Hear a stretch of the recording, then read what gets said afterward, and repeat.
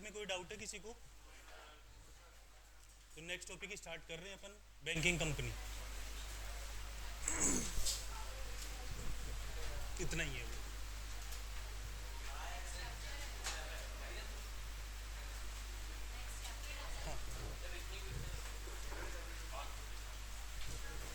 एक दो क्वेश्चन है वो आपके टेस्ट में आ जाएंगे, तो थोड़ी मेहनत आप भी हो जाएगी आप लोगों की। इसका होने के बाद, बैंकिंग होने के बाद में दो का साथ।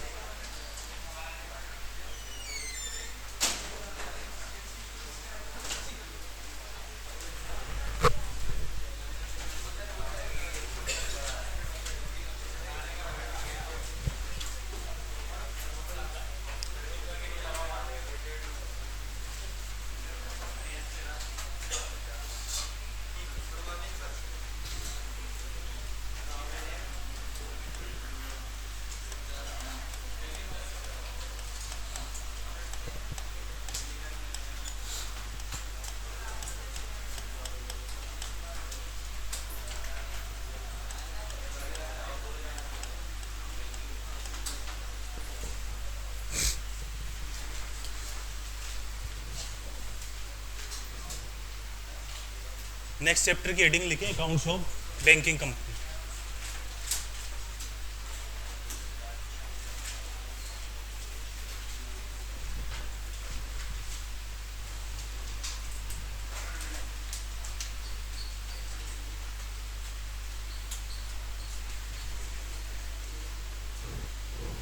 अब देखो, बैंकिंग कंपनी अपने तीन चैप्टर हैं, बैंकिंग कंपनी, इंश्योरेंस कंपनी और इलेक्ट्रिसिटी कंपनी। इन तीनों की अकाउंटिंग इनके एक्ट के अकॉर्डिंग अपन करेंगे। मतलब जो अपन नॉर्मल ट्रेडिंग P&L और बैलेंस शीट बनाते हैं उस तरह से नहीं चलेंगे। तो बैंकिंग कंपनी के ऊपर एक्ट अप्लाई होता है अपना बैंकिंग रेगुलेशन एक्ट 1949। ठीक है, तो उस एक्ट के अकॉर्डिंग अपन क्या करेंगे, इस पूरे बैंकिंग चैप्टर के अंदर प्रोसीड करेंगे। ठीक है, तो आप इसमें एक लाइन लिखेंगे, एक बार accounts of banking company chapter की हेडिंग लिखें और इसमें एक लाइन लिखें, banking regulation act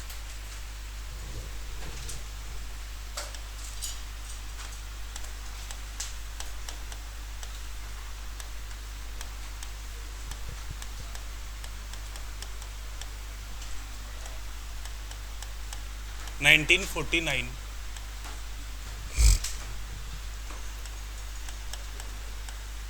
will be applicable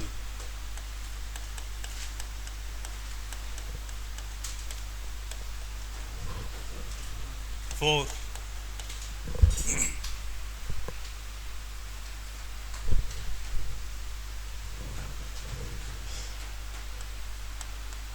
accounting purpose।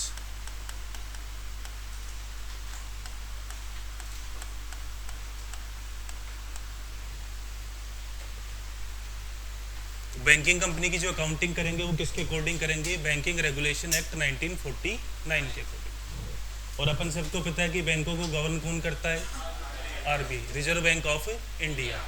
ठीक है, कौन है इंडिया का finance minister at present, Nirmala Sitharaman. ठीक है, लेकिन अपने से एग्जाम में कोई नहीं पूछेगा कि RBI का अपना इस टाइम पर कौन है, फाइनेंस मिनिस्टर कौन है। मतलब कि RBI का तो कौन है, प्रेसिडेंट शक्तिकांत दास, तो ये भी अपने से एग्जाम में नहीं पूछेंगे। और इंडिया का फाइनेंस मिनिस्टर कौन है, निर्मला सीतारमण, ये क्वेश्चन भी अपने से एग्जाम में नहीं पूछेंगे। ये एक जर्नल पॉइंट था। ठीक है, तो बैंक अपने को बस ये ध्यान रखना है कि बैंकिंग कंपनी की जब भी अकाउंटिंग करेंगे तो किसके अकॉर्डिंग होगी अपनी, वो बैंकिंग रेगुलेशन एक्ट 1949 के अकॉर्डिंग। ठीक है, अब इसके बाद में आप इसमें लिखेंगे टॉपिक, इस चैप्टर में अपने को पढ़ना क्या क्या।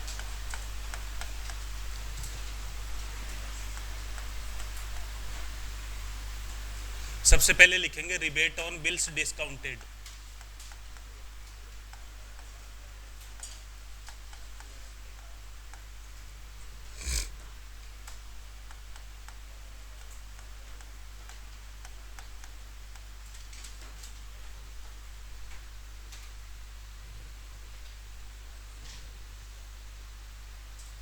Rebate on bills discount.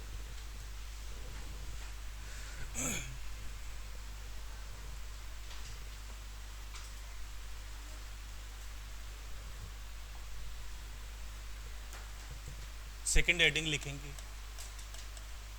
आरबीआईज prudential norms.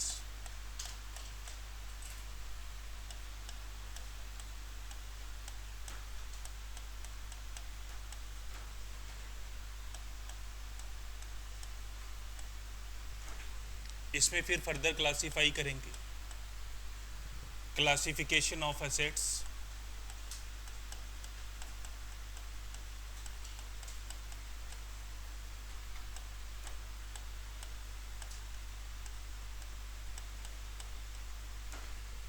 Second लिखेंगे इनकम रिकॉग्निशन,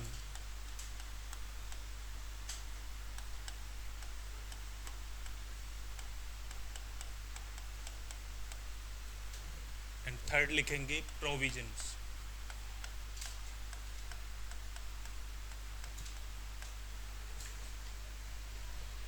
आरबीआई की प्रूडेंशियल नॉर्म्स में कितने टॉपिक कवर होंगे अपने? 3 टॉपिक कवर होंगे, क्लासिफिकेशन ऑफ एसेट्स, सेकंड है अपना इनकम रिकॉग्निशन एंड प्रोविजनिंग। इस अटेम्प्ट में जून 23 के अंदर यहाँ से क्वेश्चन था, इस बार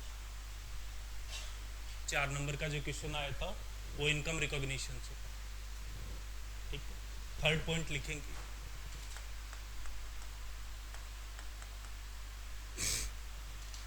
provision in case of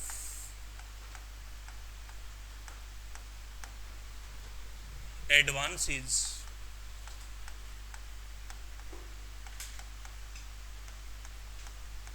covered by guarantee of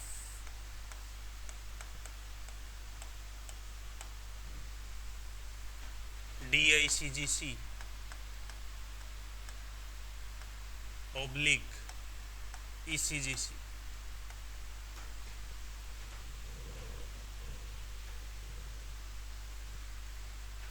अगर एडवांस में अपनी कोई गारंटी है किनकी, या तो DICGC, DICGC का मतलब क्या है? Deposit insurance credit guarantee corporation. ये सारी अपन जब टॉपिक करेंगे उस टाइम लिखवा दूंगा।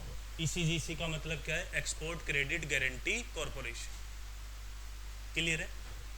लास्ट लिखेंगे इसमें preparation of P&L account.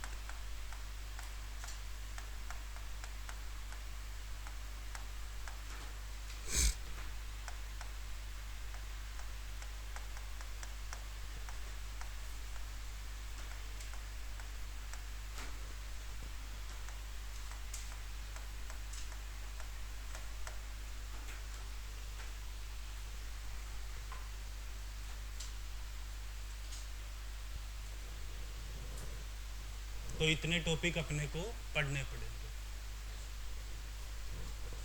Balance sheet भी बनती है इसकी। बैलेंस शीट में शेड्यूल चलती है 1 to 12 तक, लेकिन बैलेंस शीट अपने एग्जाम में नहीं पूछता है।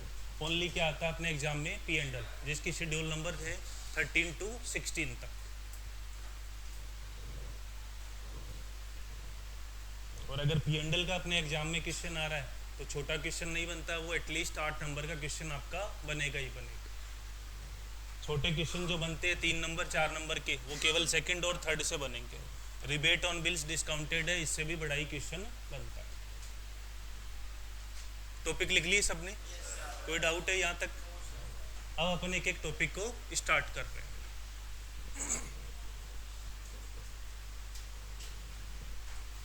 तो पहले लिखेंगे, सबसे पहले आप रिबेट ऑन बिल्स डिस्काउंटेड।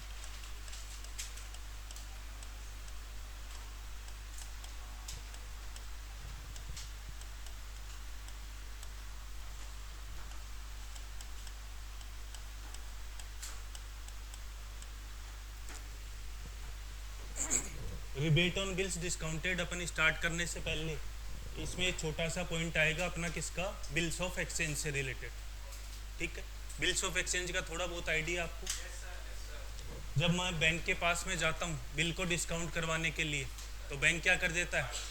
अपना चार्ज काट लेता है और बचा हुआ अमाउंट किसको दे देता है? वो अपने को पे कर देता है। ठीक है, अब पॉइंट ये आता है कि जब बैंक डिस्काउंट चार्ज कर रहा है बिल के ऊपर, तो क्या वो एक साथ ही पूरा चार्ज कर लेता है या मंथली बेसिस पर चार्ज डिडक्ट करता है? पूरा का पूरा क्या करता है, वो एक बार में ही चार्ज कर लेता है, जितना भी होगा वो सारा का सारा एक बार में ही चार्ज कर लेगा। ठीक है, जैसे मैं समझाने के लिए एक एग्जांपल लिख रहा हूँ, आप नोट मत करना इसको।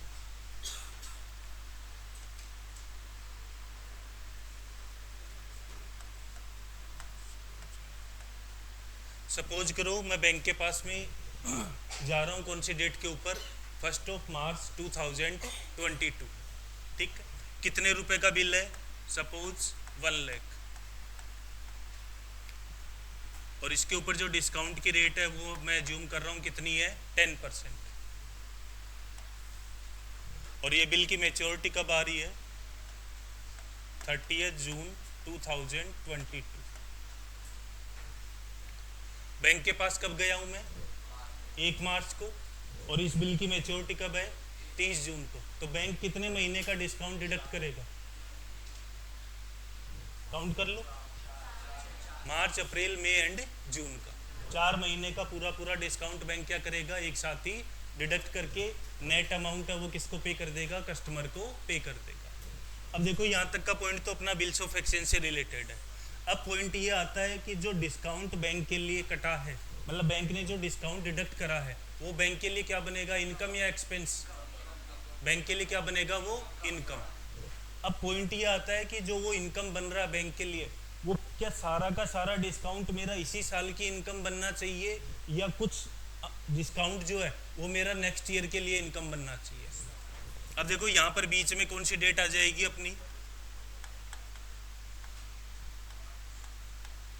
31 मार्च 2022। इस दिन क्या बनती है अपनी, बैलेंस शीट। क्लियर है पॉइंट ये?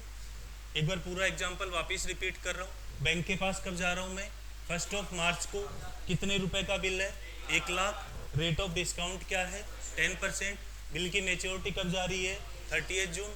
तो बैंक कितने टाइम का डिस्काउंट डिडक्ट कर लेगा, 4 महीने का। एक बार कैलकुलेट करके बताओ कितना आएगा, 3333। ये कैसे कैलकुलेट करा होगा आपने,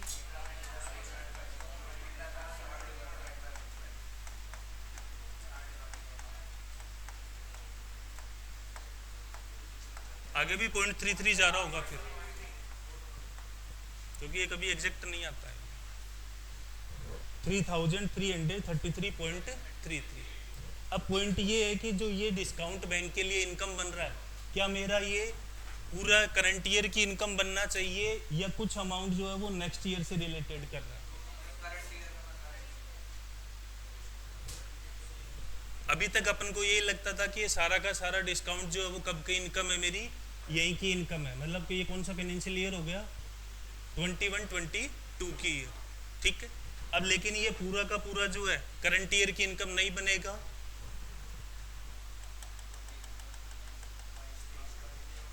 कुछ जो डिस्काउंट होगा जो कि कब से रिलेट करेगा, 1 अप्रैल से लेकर कब तक का, 30 जून तक का। कितने महीने हो गए वो, 3 महीने हो गए। तो वो जो 3 महीने का डिस्काउंट होगा वो मेरा कब की इनकम बनेगा, नेक्स्ट ईयर की इनकम बनेगा। क्लियर है पॉइंट? एक बार ये बाइफरकेट कर दो इसको 1/12 करना एक बार।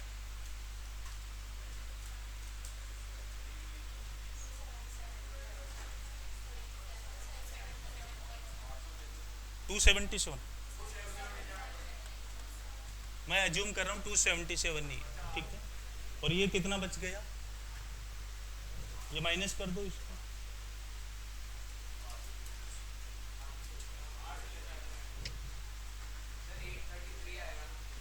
ये गलत कर रहे हो अपना, दोनों का टोटल कितना आना चाहिए, 3333 आना चाहिए, ये 833 है।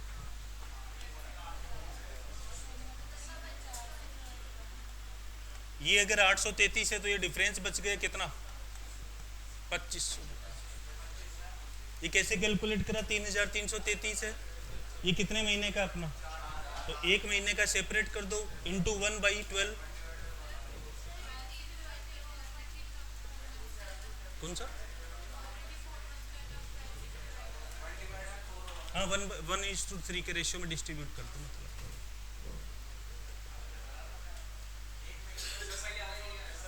क्लियर है? ठीक।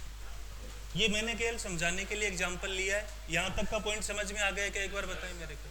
तो पॉइंट ये आता है कि रिबेट ऑन बिल्स डिस्काउंटेड का मतलब क्या है कि जो भी बैंक बिल डिस्काउंट करता है वो सारा का सारा कोई गारंटी नहीं है कि उसी ईयर की इनकम उसकी बने। कुछ जो अमाउंट है जो कि करंट ईयर में लाई नहीं कर रहा है वो मेरा कब की इनकम बनेगा? नेक्स्ट ईयर की। और इस पीरियड को क्या बोला जाता है? Unexpired period.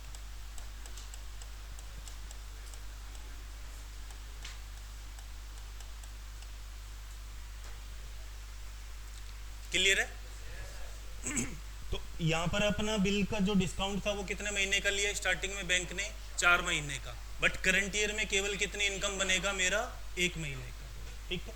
जो 3 महीना है उसको क्या बोला जाएगा? Unexpired period. और वो डिस्काउंट मेरा कब की इनकम बनेगा? नेक्स्ट ईयर की इनकम बनेगा। कोई भी डाउट है इस पूरे पॉइंट को समझने में? क्लियर है? आसान पॉइंट है। पूरा चैप्टर ही देखो, कोई ज़्यादा कॉम्प्लिकेटेड नहीं है। एज पर अपने को किसके अकॉर्डिंग चलना रहेगा? बैंकिंग रेगुलेशन एक्ट के अकॉर्डिंग चलना रहेगा। क्लियर? तो एक बार इसका पूरा थ्योरिकल लिखवा देता हूँ, क्योंकि एग्जाम में कई बार शॉर्ट नोट भी पूछ लेता है कि right short note on rebate on bill से डिस्काउंटेड। ठीक, लिखें आप लोग।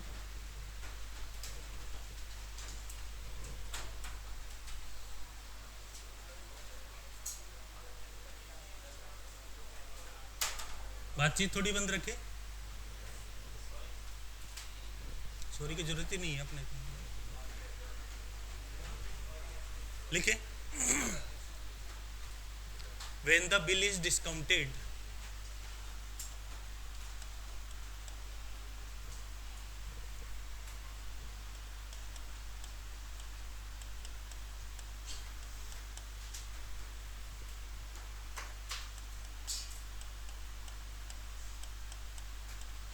by the bank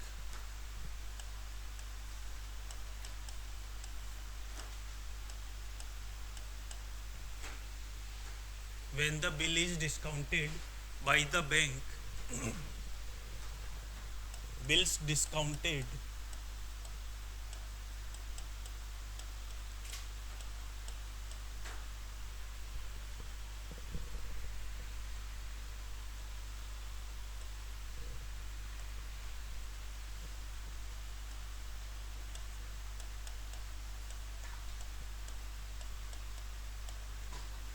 and purchased account, ये एक साथ ही है, bill discounted and purchased account.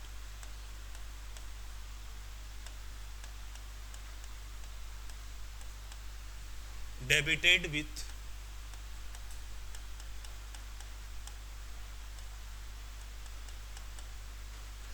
Full amount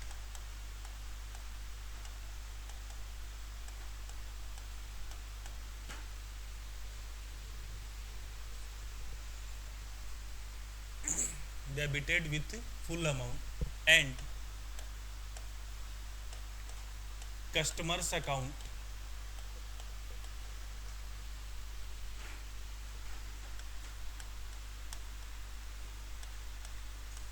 is credited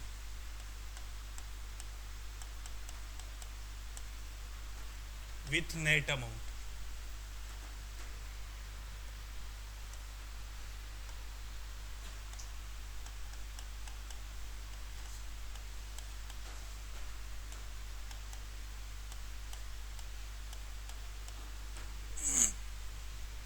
and customers account is credited with net account net amount। आगे लिखे, in this process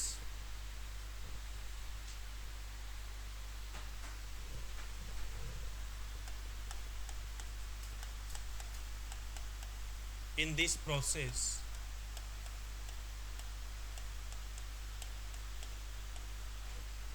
total amount of discount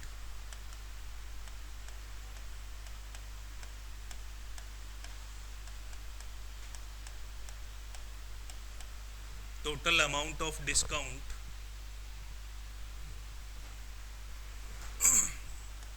earned during the period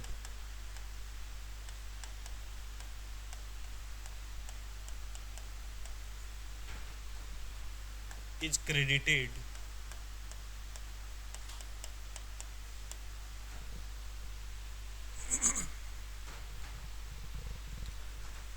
to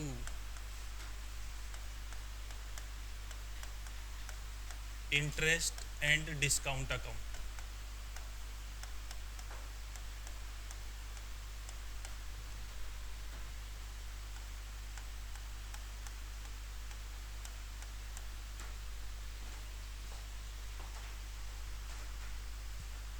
note हो गया यहाँ तक? फिर change करके लिखे but some bills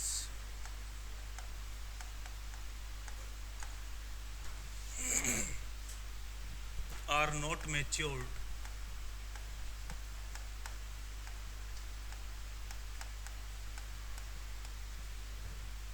but some bills are not matured for payment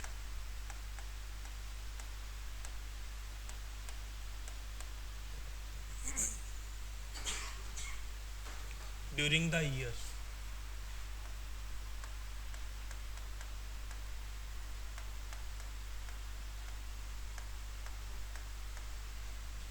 During the year. Therefore,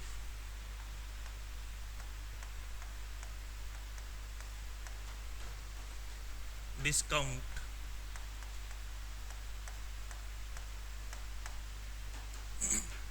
related to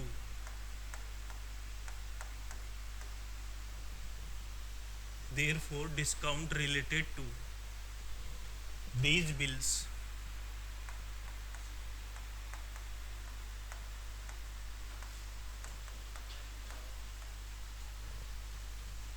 therefore discount related to these bills are not earned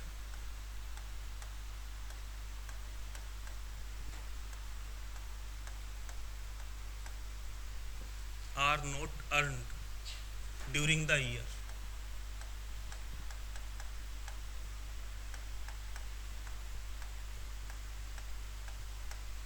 यहाँ तक note करें एक बार.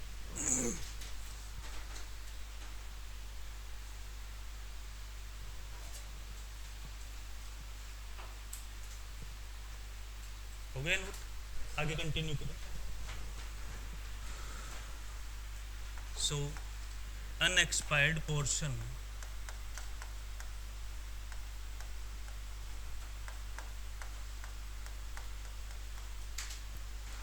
unexpired portion of discount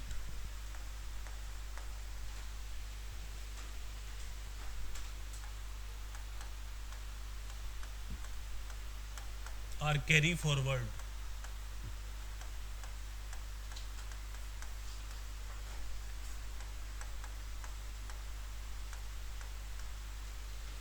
by passing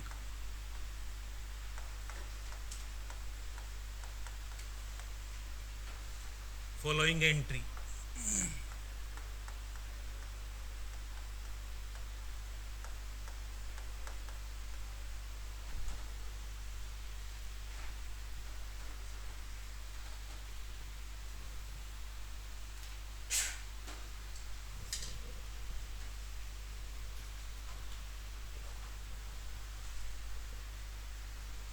entry लिखेंगे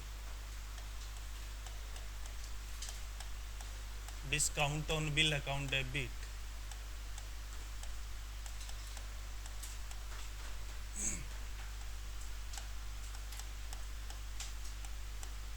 to rebate on bills discounted.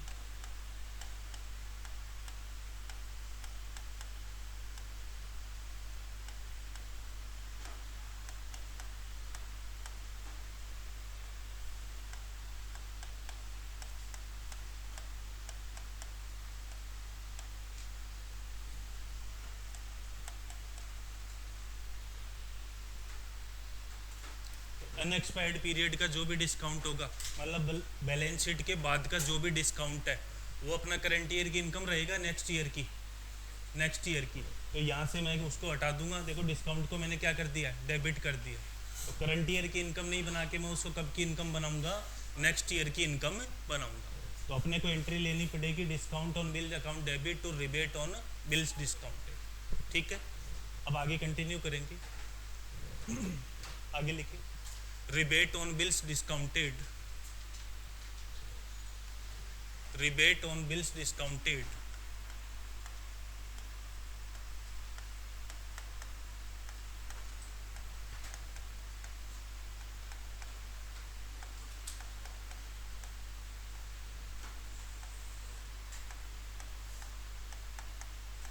are shown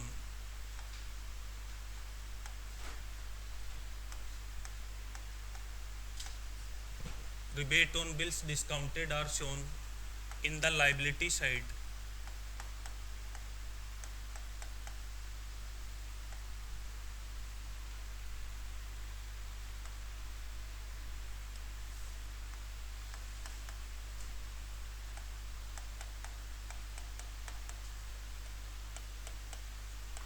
of balance sheet।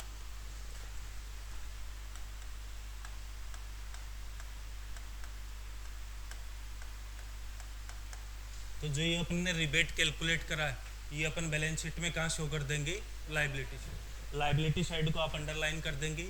एक बार अपने एक number का question आया हुआ है कि रिबेट ऑन बिल्स डिस्काउंटेड वो असेट साइड में शो करते हो या P&L में करते हो, तो अपना आंसर क्या रहेगा इसमें, लाइबिलिटी साइड। ठीक, फिर आगे कंटिन्यू करेंगे सेंटेंस को।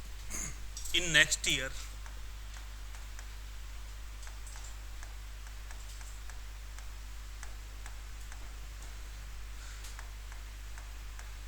rebate on bills discounted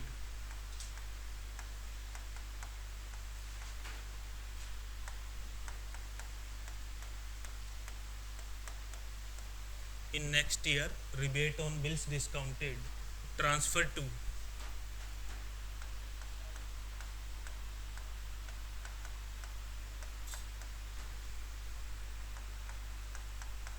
discount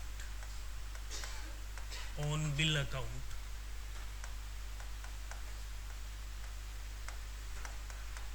by passing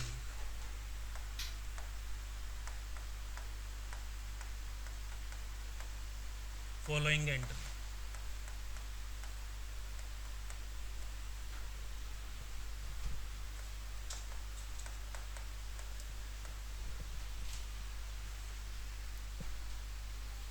next year जो अपन ने रिबेट ऑन बिल्स डिस्काउंटेड है उसको कहाँ ट्रांसफ़र कर देंगे, डिस्काउंट या इंटरेस्ट अकाउंट में ट्रांसफ़र कर दो। ये जो एंट्री बना रखी है इस एंट्री को क्या कर दोगे, रिवर्स कर दो।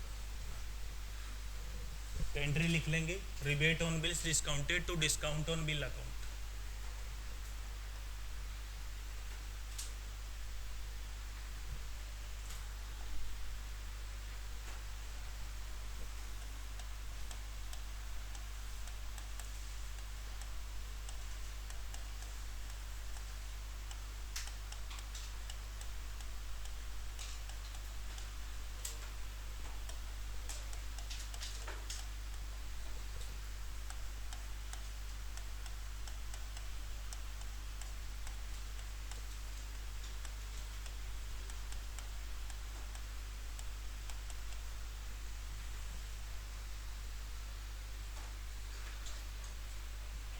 क्लियर है यहाँ तक, नोट हो गया। अब एक लास्ट में जो एक पॉइंट और लिख लेंगे, कैलकुलेशन ऑफ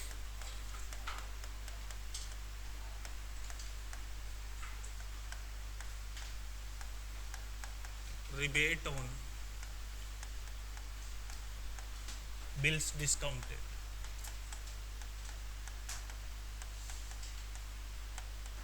ये कैलकुलेट कैसे करेंगे अपन, तो इसमें लिखेंगे bill amount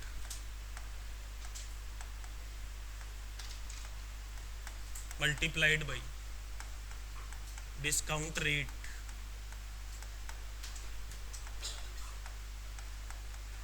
multiplied by unexpired period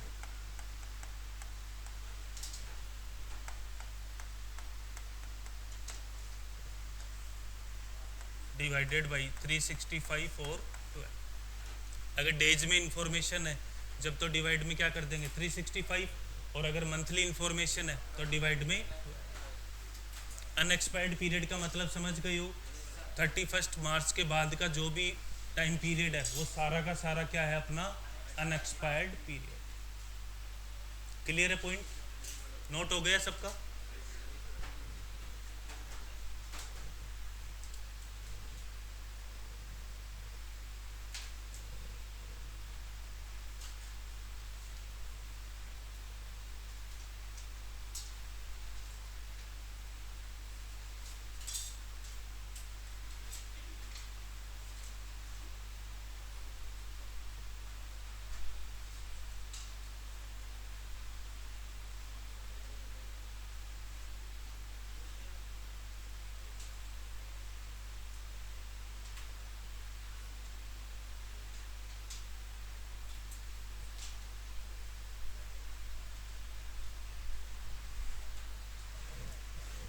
तो सिंपली अपन कर क्या रहे हैं यहाँ पर, रिबेट ऑन बिल्स डिस्काउंटेड। अगर मैं आपसे एक लाइन में पूछूं कि इसका मतलब क्या है, तो इसका सिंपल मतलब क्या है, 31 मार्च के बाद का जो भी डिस्काउंट है उसी को अपन क्या बोलते हैं, रिबेट ऑन बिल्स डिस्काउंटेड।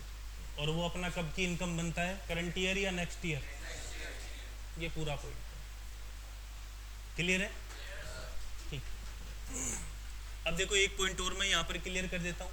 यहाँ पर मैंने नाम लिखा है डिस्काउंट ऑन बिल्ड अकाउंट। कई बार अपने को एग्जाम में मिलेगा डिस्काउंट ऑन बिल की जगह इंटरेस्ट एंड डिस्काउंट अकाउंट, तो भी एक ही बात है। कई बार नाम मिलेगा बिल डिस्काउंट कमीशन, तो भी एक ही बात है।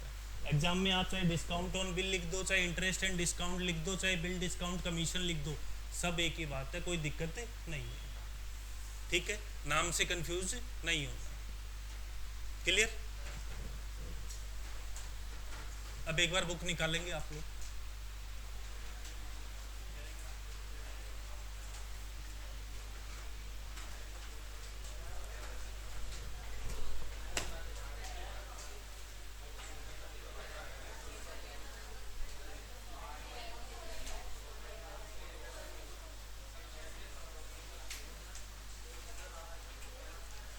ये क्वेश्चन कराऊंगा जब उस पॉइंट के अंदर आ जाएगा। Bill discounted and purchase account है, क्वेश्चन में आ जाएगा।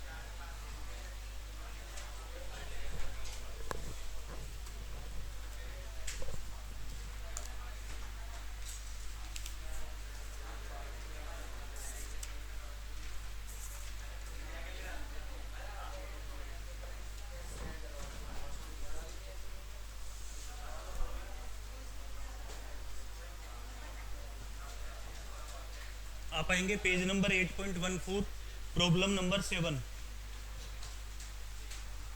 8.14।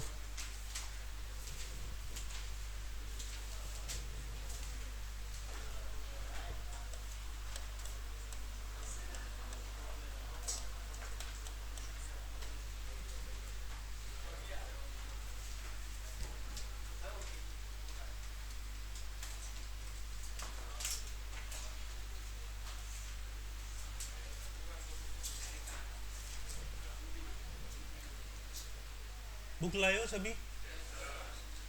बुक तो लाया करो।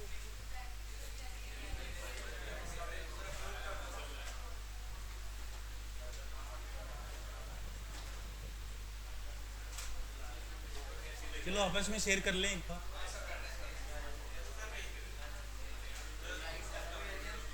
दुश्मन नहीं है अपना। नहीं है।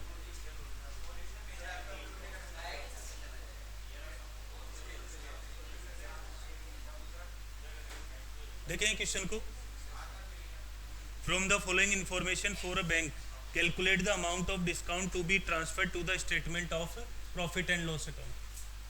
Rebate on bills discounted as on कब का दे रखा अपने को, 1 अप्रैल 2021। कितने रुपए का दे रखा है, 28,000। डिस्काउंट रिसीव्ड कितने रुपए रिसीव हुआ मेरे को, 1,02,000। The following bills have been discounted during the year. Amount of bill दे रखा अपने को कितना है, 65,000 का फर्स्ट बिल था।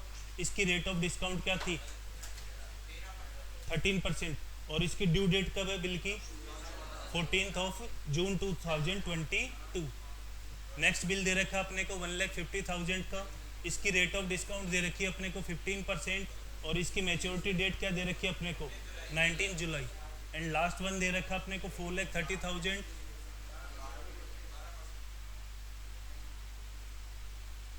या तो मैं बोलूँ या आप बोलो, दोनों बोलेंगे सही नहीं रहेगा। मैं ही बोलता हूँ तो मैं वही कह रहा हूँ। 4,30,000 है और उसकी डिस्काउंट की रेट क्या दे रखी है अपने को 12%। और इसकी मेच्योरिटी डेट क्या दे रखी है 30 अगस्त 2022।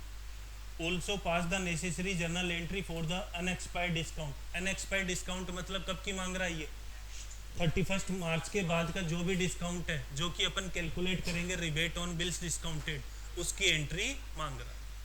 अपना करंट ईयर कौन सा है 21-22। एंडिंग कब हो रही है उसकी 31 मार्च 2022 को। अब देखो क्वेश्चन में अपने को एक इन्फॉर्मेशन दे रखी है रिबेट ऑन बिल्स डिस्काउंटेड 1 अप्रैल 2021। कितना दे रखा है 2011 का कितना है 28,000।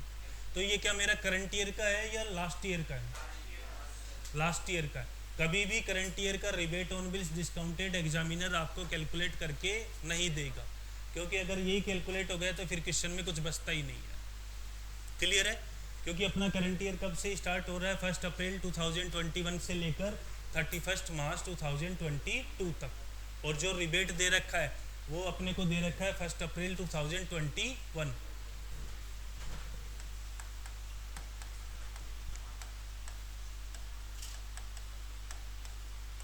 कोई डिफरेंस है क्या इसमें?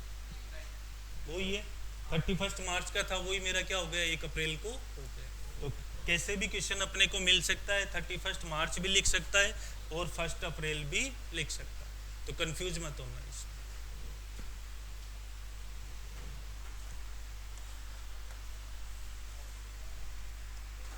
तो सबसे पहले हेडिंग डालें इसमें, आप लिखें कैलकुलेशन ऑफ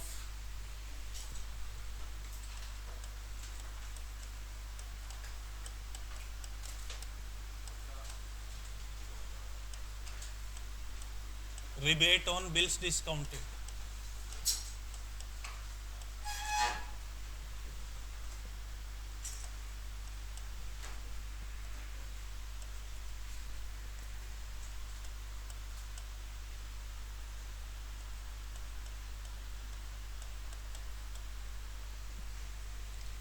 अब सबसे पहले देखिए फर्स्ट बिल कितने रुपए का दे रखा है अपने को 65,000 का।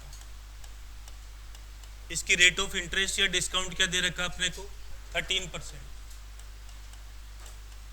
अब जब भी ये बिल बैंक के पास में गया था उस दिन से लेकर 31 मार्च तक का जो भी इंटरेस्ट है वो कब की इनकम है मेरी। जब भी ये बैंक के पास में बिल डिस्काउंट होने के लिए गया था उस दिन से लेकर 31 मार्च तक जो भी डिस्काउंट बैंक ने चार्ज कराया वो मेरा कब की इनकम है, करंट ईयर की इनकम है वो तो मेरी, क्योंकि 31 मार्च तक की जो भी इनकम होगी वो अपनी कब की है करंट ईयर। अपन कैलकुलेट क्या करना है, रिबेट का मतलब क्या है यहाँ पर 31 मार्च के बाद का डिस्काउंट। तो अब यहाँ पर अपने को कैलकुलेट करना है कि 14 जून है तो 31 मार्च के बाद में कितने डेज हो गई। अब देखो इस क्वेश्चन में एक ही गलती होगी, सबसे मेजर जो मिस्टेक होती है डेज की काउंटिंग में गलती होती है, और कोई गलती अगर आप कर रहे हो तो आपकी मिस्टेक है फिर। तो सबसे पहले देखेंगे 14 जून है तो अप्रैल में कितने दिन होते हैं अपने, अप्रैल में ये सबको पता है ना कौन से महीने में कितने दिन होते हैं, किसको नहीं पता।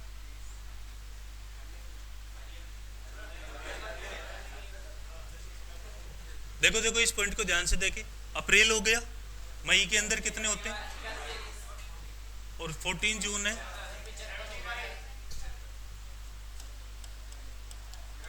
और डेज में कैलकुलेशन हो रही है इसलिए डिवाइडेड बाई 365।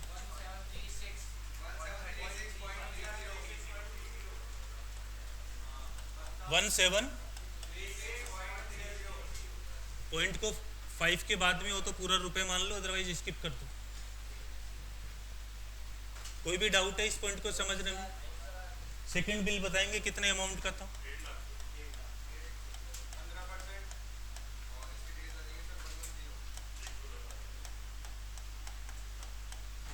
इसकी डेट क्या दे रखी है अपने को, 19 जुलाई।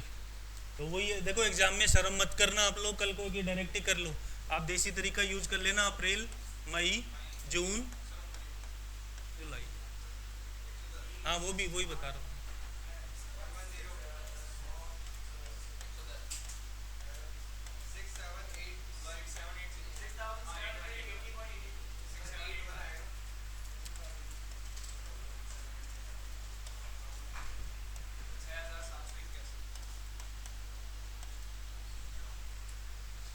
क्लियर है?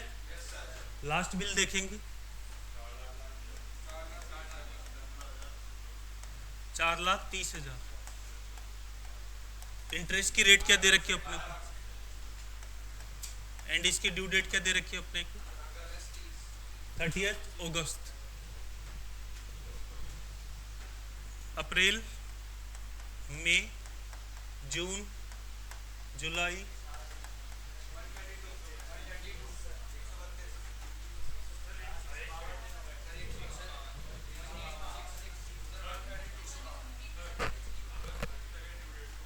क्या,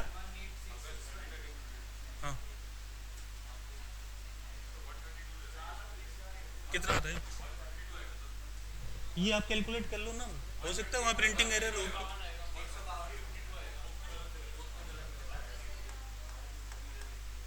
देखो मैंने आपको यहाँ पर लिख दिया, मेरे को तो आप इसका टोटल बताओ।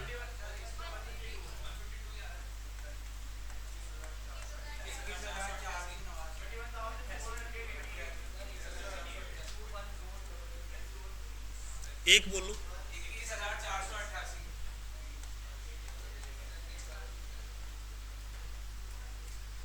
कोई भी डाउट है इस कैलकुलेशन के अंदर?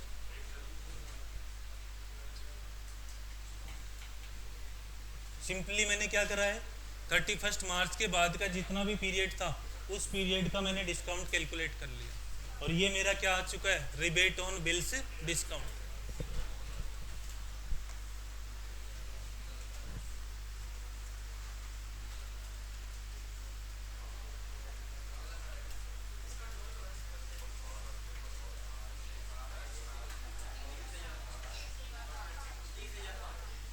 तीस हजार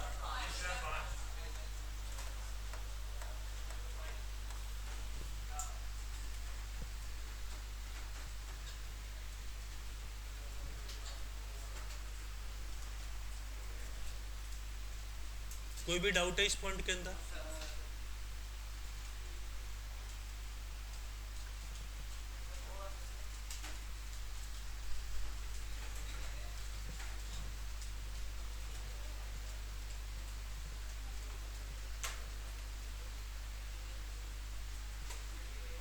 थोड़ा स्पीड से लेके इस क्वेश्चन को कंप्लीट कर लेते हैं, नहीं ये रह जाएगा।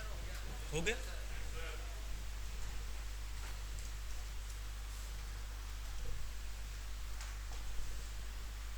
इसके बाद में इसमें नेक्स्ट हेडिंग लिखेंगे,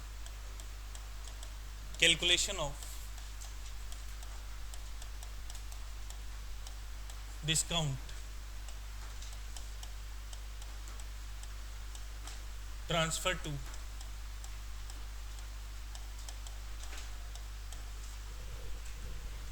P and L.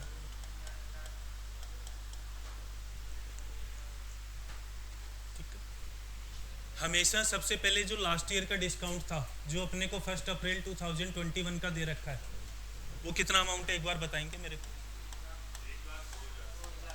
Rebate on bills discounted,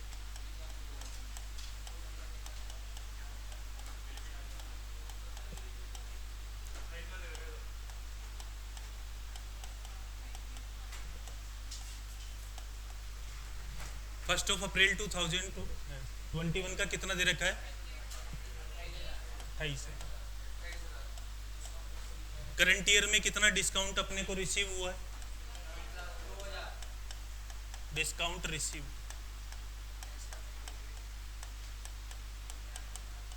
1,02,000। हाँ जी,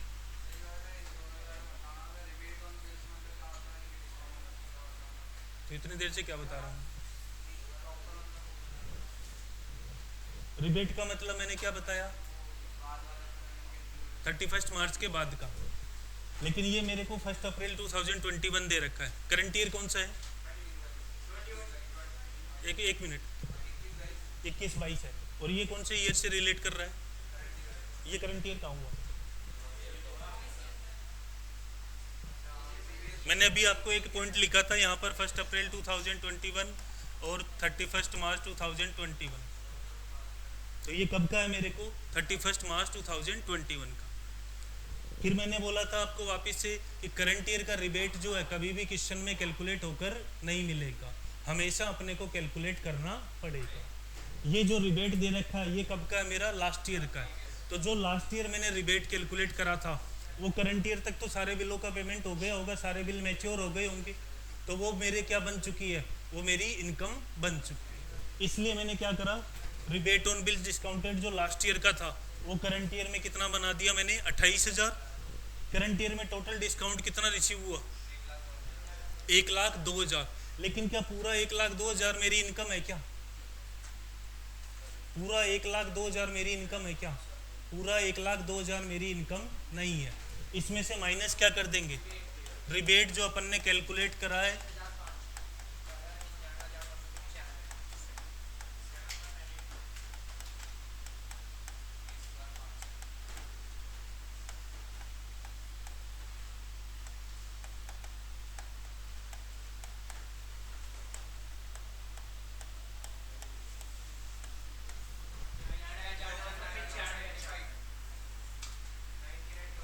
जो भी आ रहा है आपके लिए होमवर्क है, टोटल का लगा लेंगे।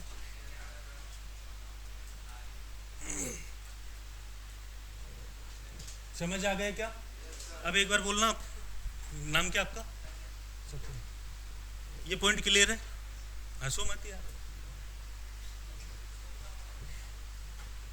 ये कब का अपना? वापिस करंट ईयर बोल रहे हो, ये लास्ट ईयर है, ठीक है। तो ये मेरा लास्ट ईयर का डिस्काउंट था, ये करंट ईयर में आकर क्या बनेगा? मेरी इनकम बनेगा। क्यों बनेगा? क्योंकि जो भी बिल थे वो सारे के सारे क्या हो गए होंगे? मैच्योर हो चुके होंगे। तो वो जो डिस्काउंट है मेरी क्या बनेगा? करंट ईयर में इनकम बनेगा। इतने रुपए का टोटल मेरे को डिस्काउंट रिसीव हुआ था, ये मैंने इसके अंदर लाकर क्या कर दिया? ऐड कर दिया। ये मैंने माइनस क्यों करा? क्योंकि ये सारा का सारा डिस्काउंट जो है वो मेरा करंट ईयर से रिलेटेड नहीं है। इतना जो डिस्काउंट है ये कब की इनकम बनेगा? नेक्स्ट ईयर की इनकम बनेगा। इसमें आप इनकम टैक्स वाला वर्ड मत बोलो, previous year, assessment year, current year, last year और नेक्स्ट ईयर। समझ आ गए आपको? कोई भी डाउट है इस पूरे पॉइंट में?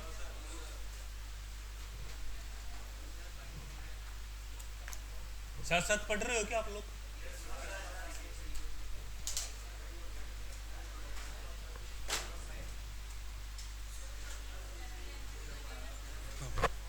एक पॉइंट इसमें पेंडिंग रह गया, इसकी जर्नल एंट्री मांग रहा है अपने से अनएक्सपायर्ड पीरियड की। तो वो क्या एंट्री बनाओगे आप? Discount on bill account debit to rebate on bills discounted. Amount क्या रखोगे? ठीक है, लिख देता हूं मैं एंट्री भी।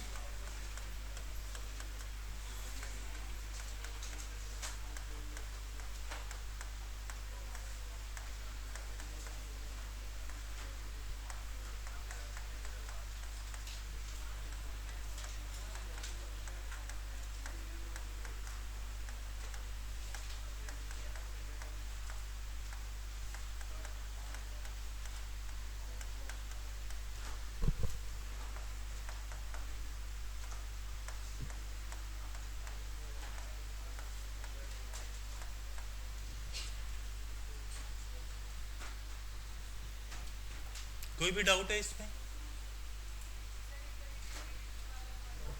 ये वाला, ये कब कब का रिबेट है पहले तो ये बताओ। करंट ईयर का रिबेट है क्या? करंट ईयर का रिबेट अपने को कभी भी क्वेश्चन प्रोवाइड नहीं करेगा। ये कब का रिबेट है मेरा? लास्ट ईयर का। इसका मतलब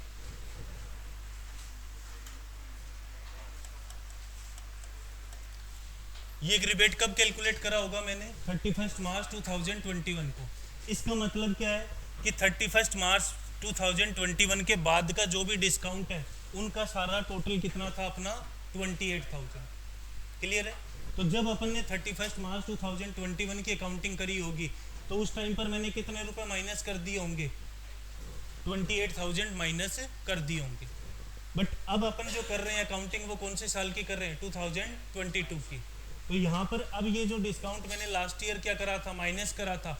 अब ये मेरी इनकम बन चुका है क्योंकि सारे के सारे बिल क्या हो गए होंगे? मैच्योर हो गए होंगे, सबका पेमेंट हो गया होगा। तो ये मेरा क्या बनेगा? करंट ईयर की इनकम बनेगा। कौन सा? देखो आप कंफ्यूज हो रहे हो यहाँ पर। अगर मैं बोलूँ आपको सिंपल, अगर मैं ये लिख देता 31 मार्च 2021 तो आपका क्वेश्चन ही रेज नहीं होता।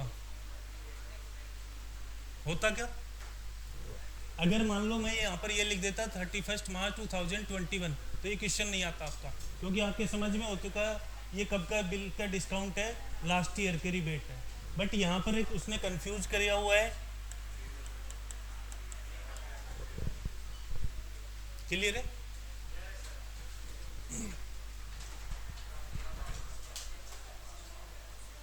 हाँ जी।